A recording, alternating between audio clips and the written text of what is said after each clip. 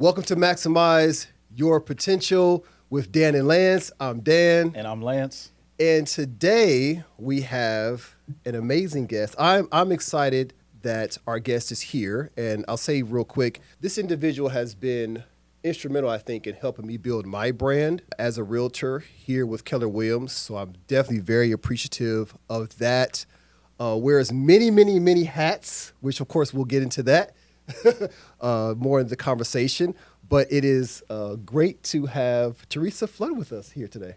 I am so honored to be here. Yes. This is amazing. Yeah. Well, we're very happy to have you. Wow. Definitely very happy to have And you. the studio looks beautiful. Oh, well, thank you. You took it from a blank white room Yes. and turned it into something absolutely beautiful. Yeah. So Yes. I'm Thank very you. honored. You Little guys sweat are equity. You guys are a lot of fun and Thank this you. is going to be a great conversation. Yeah, so I'll tell you, Thank it didn't you. come Thank you. easily, Theresha. We went through about 4 different contractors who were supposed to paint. We had wallpaper That up never at one happens. point. Oh, Nobody can relate to that at all. exactly. But sometimes you just you roll up your sleeves and you get it done yourself. You know what I mean? Well, it Yeah. looks pristine. Yeah, well, so Thank you. You Thank pulled you. it off. Yeah. So let's start from the beginning. Yeah. Okay. Where are you from?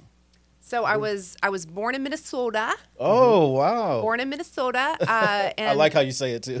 Yes, that is it's my roots coming out. Yeah, I moved here though when I was 4. Okay. So my dad was in the book business. He was a traveling salesman, owned a publishing company up in Minnesota. Okay. And I tell him all the time, I'm so grateful he made me a Texas girl. So my husband would say Yeah. I'm not a true Texan because I wasn't born here, but I'm definitely a Texas girl. Yeah. So Well, I hear I think it's once you're here, 10 years and own a truck. I heard some people 10 years and you own a truck. Oh, you have to own a truck? Is that part of the Or if formula? you're 20 years, is it? See, no real Texan, no born Texan actually says that. You got No that orange, from yeah. yes, I it's got for that from people somebody like that- us that are looking for our Get grandfathered in. I guess. correct. Yeah. Yes. Yeah. So I did not I know grew that up about here. you, Minnesota. Yeah, so Okay. I grew up in Plano, Texas. Okay. Graduated from Plano East. Okay. Yeah. And so this is home to me. This has really always been home. I'm an only child. Yeah. So all you only children out there, Yeah. we turn out great, Yeah, despite what yeah, anybody yeah. says. Yes, I'm fabulous. I think because I'm an only child, that there's a lot of blessings in that, I guess. Yeah. Yeah. Anyway, Awesome. I went to Collin County Community College. Got my associate's degree. Yeah. Never So got you're a full very degree. Texas at this point. I'm I very mean, Texas. Texas high school, Texas college. So Yeah. you're all the way in at this point. I'm I all would the say. way in. Yeah. I mean, I'm all the way in. Although I'll never choose barbecue. Really? It's Yeah. true. It's fact. Well, Tommy, my I'm husband, will assuming vouch for barbecue's that. not a thing in Minnesota, though, right? I guess not. I don't know. Okay. I don't think so. Not the same, anyways. Yeah. Yeah. Not the same. So, Tex-Mex all the way, but I don't mind barbecue. I'll just never Right. choose it. Right. Gotcha. Much to my Gotcha. family's sadness. Yeah. Gotcha. Yeah. So, So you have 2 daughters. I have 2 2 daughters. daughters. You have I think your oldest daughter. Twins. Twins. What twins? That's right. Twins. So 2 minutes. She likes to point out she's 2 minutes older. Okay. No, that's what you I think said at one of the meetings we had. You joked about that. Yes. One of the meetings we had here, and I think she's the one that sings. I heard her sing before. I mean, So she's that's and actually she's like the younger extremely one. smart. Okay, that's the younger Okay, one. so Okay. so they're twins. So Gotcha. Juliet, or Okay. we call her Jet. Okay. It's her nickname. She is older by Okay. 2 whole minutes, and she has hung that over Jillian's head Yeah. since pretty much she realized, that she could do that. I hear most twins do that. I think so. I mean, Yeah. if there's a little bit of power play happening at all Little times, sibling rivalry going on. Absolutely. Yeah. I mean, we're kind of a competitive family, I Yeah. think in good ways, but we're a Yeah, competitive yeah. family. So she's also, they're fraternal. They do not look really anything alike. So Oh, I Jed is see. probably now a good 5 inches taller than Jillian. Wow. Okay. wow. Okay. So Jillian's nickname from the very beginning was Bean, not because she's small, but she would used to say, what you'd ask her what her name was. This is when she was like 2 and 3. What's Yeah, her name? She'd yeah. say Bean. Say, what's your other name? Beanie. Beanie. Yeah. But she's the little one who sings. Okay. Yeah. She's my feisty one. And then Jet is my more athletic. Actually, they're both athletic, but she's my sweet nurturer. Yeah, Like yeah. she's the helper. She's the one that will come into the kitchen and, Mommy, what do you need? And Jillian's Yeah, off yeah. planning how to start a business and take over the world. So I like it. Gotcha. I like yeah, it. two Gotcha. very different little girls Yeah, for sure. yeah. So does she get that drive and that entrepreneurial spirit from you, or does that come from Dad? It's really interesting because probably more from her dad, to be honest with you. I think from both of us, though. Yeah. I was not like that so much as a child. Yeah. I think she sees that in both of us now. But it's funny because when all her little audition tapes came out for her, she did Charlie and the Chocolate Factory and Into the Woods. And so I posted a couple of those, and everyone's like, oh, well, everybody knows where she got that, meaning that she got it from me. Yeah. And my poor husband was just shaking it because really that was more him than it was me. I mean, he, like as a child, he was definitely more of a performer, more of an extrovert. Yeah. All of that. And so I get all the credit for that. And it's really, she really gets that more from him. Well, that's awesome. So I know you mentioned your husband. How long have you been married? On the 19th of this month, we'll be married for 24 years. That's a big I know. Wow. I know. Isn't that crazy? That's awesome, though. That's That is awesome. It is awesome. I'm very proud of that. That is awesome. Yeah. So I was clearly married very young. Yeah. I was married at 19. And so, yeah. You know, that's something we have in common. I got married when I was, wait, I don't want to lie. Hold on. I was 22 when I got married. Okay, but that is young. Very young. No, it's very not. young. When we got married, it's not as young as it is now.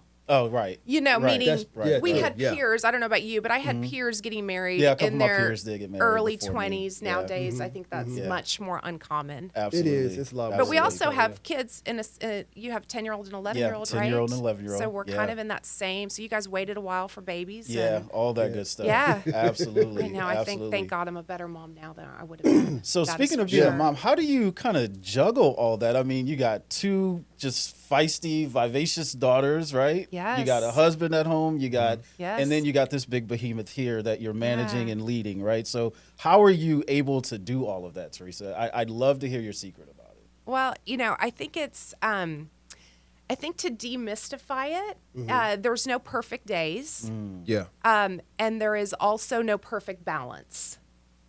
And so, so just to kind of go back to the beginning of motherhood for me. So we had been married for a while, right?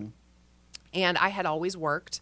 At the time, my husband was in full-time ministry. Okay. And so when I found out I was pregnant with twins, and they were the BOGO deal, the buy one, get one free. So we did the IVF and all the process, and we're just incredibly blessed to have twins, right? Yeah.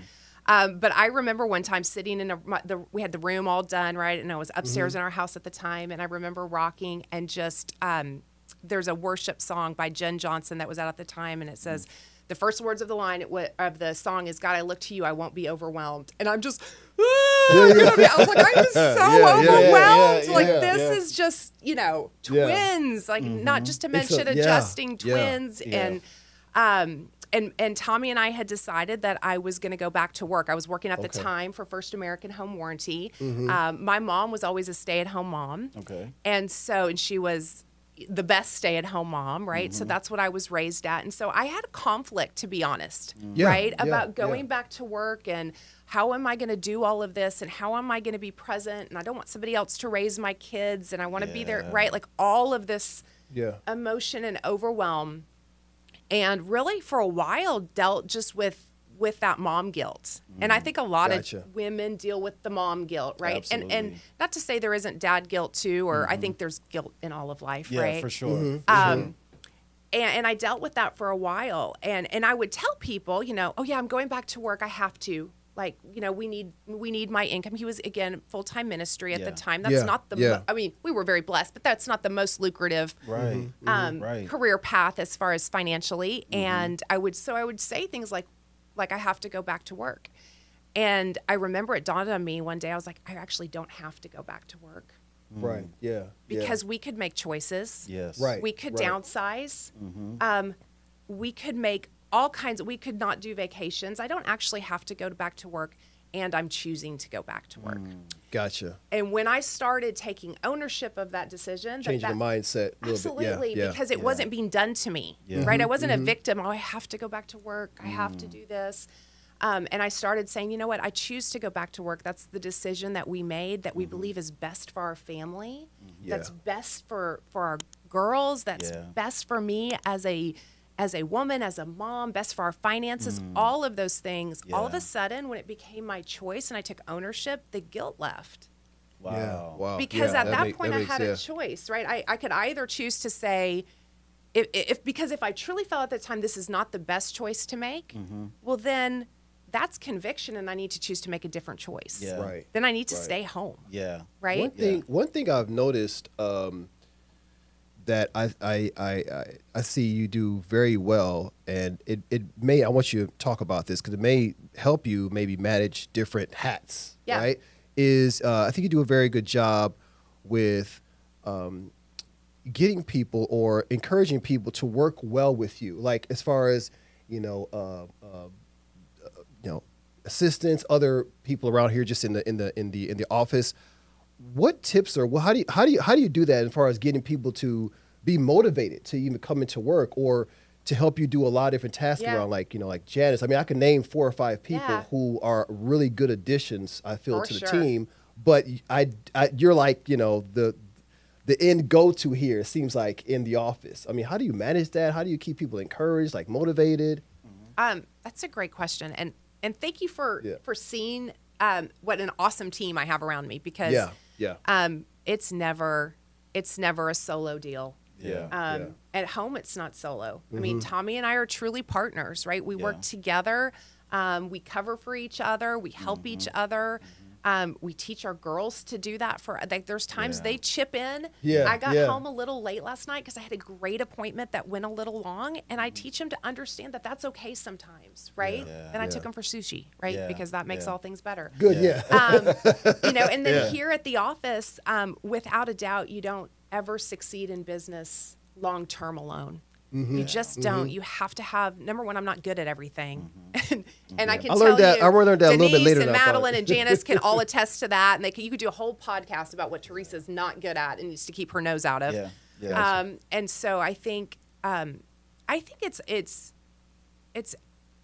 learning to hire talent and have talent around you, and not be a control freak. Gotcha. Yeah. I like that. I don't have time. I like that. that. Sounds stressful. Yeah, it Like, does. I don't want to control all of the things. I don't want my hands in my nose and all of the I don't know about things. you, Lance, but I kind of learned that a little later than I would have liked to.